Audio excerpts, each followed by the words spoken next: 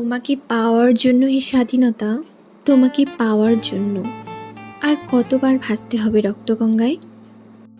ছোটবেলায় শুধু বই পড়ে আর বড়দের কাছে মুক্তিযুদ্ধের গল্প শুনতে পেতাম, কিন্তু তাও মনে একটা প্রশ্ন থেকেই দিত যে কিভাবে যুদ্ধ হলো, যুদ্ধ আসলে কীরকম হয়, যুদ্ধের সময় আমাদের অনুভূতিটা কীরকম থাকে, এসব ভাবতাম। কিন্তু কখনো ভাবিনি যে নিজেও সেটা চোখে দেখতে পারবো আর এরকম একটা ইতিহাসের সাক্ষী হতে পারবো।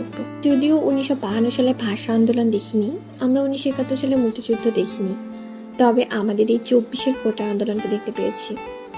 আমরা আমাদের দেশের জন্য সব করতে পারি, সেটা আবারও প্রমাণ হয়েছে। আমরা আমাদের দেশকে ভালোবাসি।